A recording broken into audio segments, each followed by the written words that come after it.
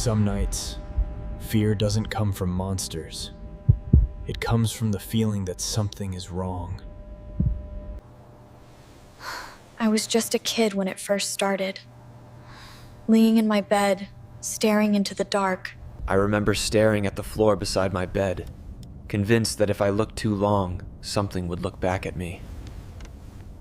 The hallway felt longer at night, and sometimes it felt like something was standing at the end of it, just out of sight.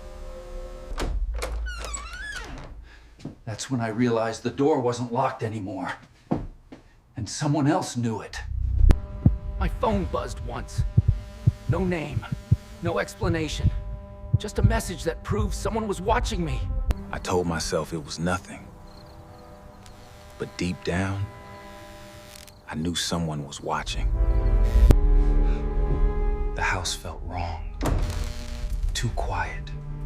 Like it was holding its breath. I wasn't supposed to be alone. And I definitely wasn't supposed to hear footsteps upstairs. I always locked the door. Always. So when I saw it open, my heart dropped. For just a second, I saw a face in the glass.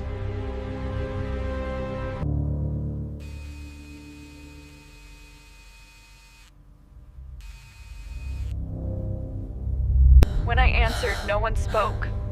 I could only hear breathing. Slow, deliberate, close. That's when I noticed the porch light flicker, and a shape standing where no one should be. I heard footsteps crunching on the gravel.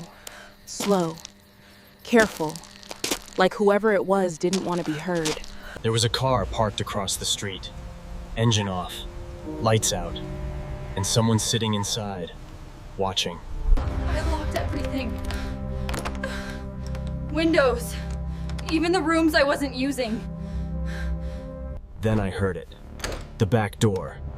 Someone testing the handle, just to see if it would open. I hid in the dark, trying not to breathe too loud, listening to every sound the house made. When the police lights finally appeared, I thought it was over. I was wrong. Even when the sun came up, the fear didn't leave. Some nights stay with you forever. The road was completely empty. No cars, no lights, just me, my head. I kept checking the rearview mirror, expecting to see headlights. Or something worse. Then headlights appeared behind me. Out of nowhere. Too close. Too fast. No matter how fast I went, they stayed right there, like they were playing with me.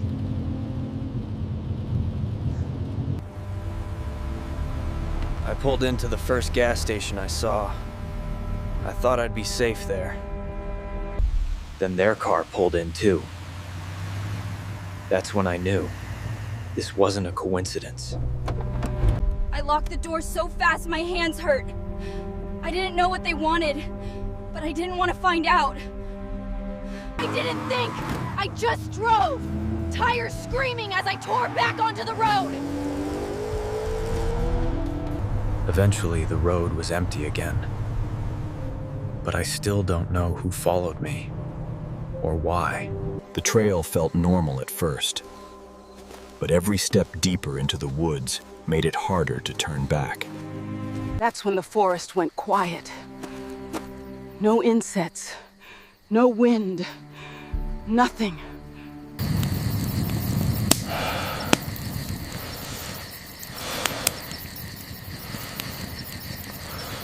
I heard footsteps in the leaves.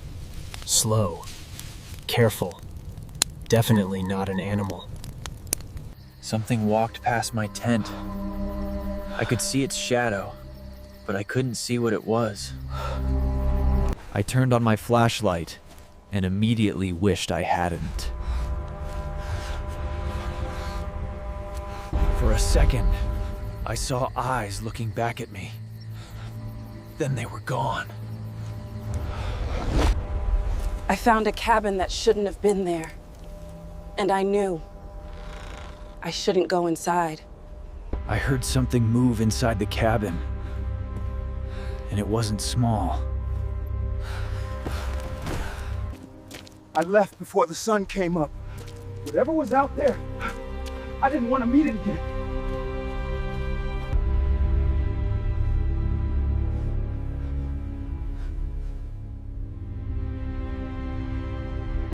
I tried to move. I tried to scream. Nothing happened.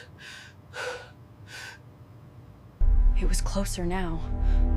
I never saw it move, but it definitely wasn't where it was before. I saw it in the mirror first. That's how I knew it wasn't my imagination. The reflection didn't move when I did. And that's when I stepped back. Then it was gone. Everything looked normal again. Like nothing had happened. I checked every room. I was alone. But it didn't feel that way anymore. I tried telling people what happened. No one believed me.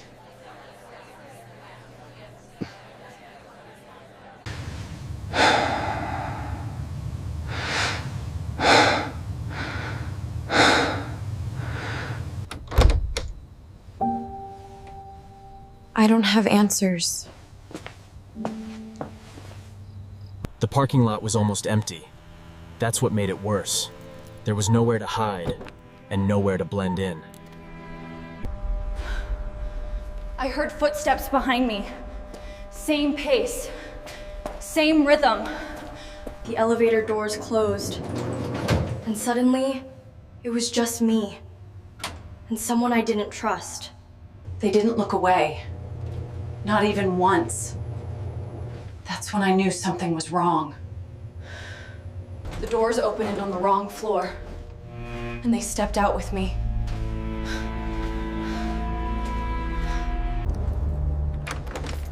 I thought the motel room would be safe. I was wrong. The knock was slow, controlled. Like whoever was outside knew I was awake. They said my name. I never told anyone my name. After a while, the knocking stopped. Just like that. I didn't sleep that night. I just listened, waiting to hear the knock again. I stayed late. I stayed late to finish some work. I'd done it 100 times before. I checked the security cameras and realized someone else might be watching too. The entire floor was empty. But I could still hear footsteps. Schools aren't supposed to feel scary. But after hours, there's something else. I heard something inside a classroom that should have been empty. A locker slammed shut behind me. I wasn't alone anymore. The next day, everyone acted like nothing was wrong. I didn't. Hours later, I got a message. Something only someone there would know. Whatever followed me didn't stay at work. It came home with me. The worst part wasn't what happened. It was realizing the place I trusted never really protected me. It was just another late night online. Nothing felt strange at first. I got a follow request from someone with no name, no picture, no history. The message used my real name. I never shared it online.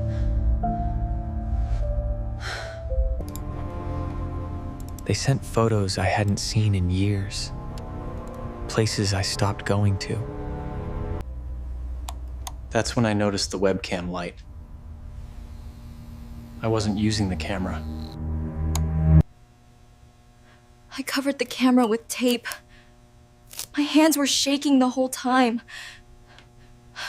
I typed a response, then erased it.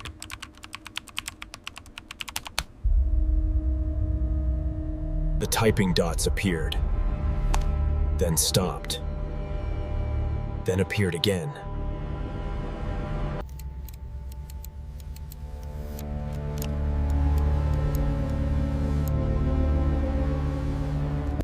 I shut everything off, but I still felt watched. Everyone said not to go inside. That should have been enough.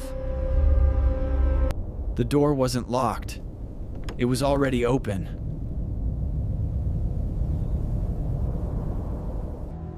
It smelled old, like nothing had breathed there in years. Someone had written warnings on the walls, too specific to ignore. The basement felt colder, like it didn't want us there. I swear something moved. Just out of the light.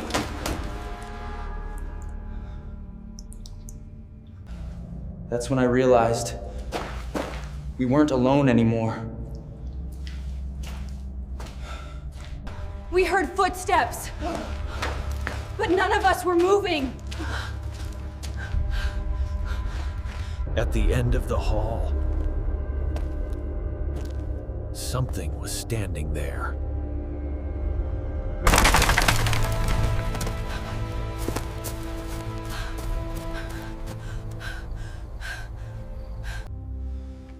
After everything happened, the house went quiet.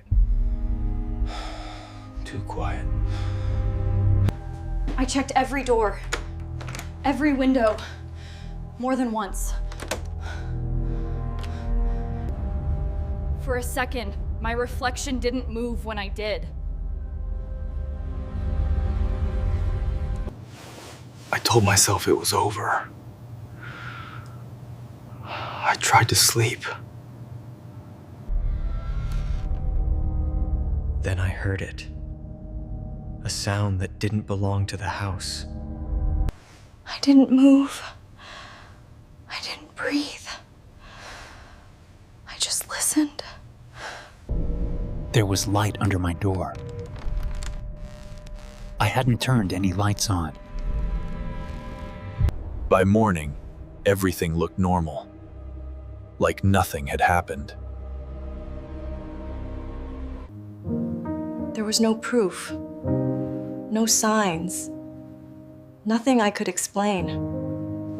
I don't know what it was. I don't know why it happened. I just know one thing.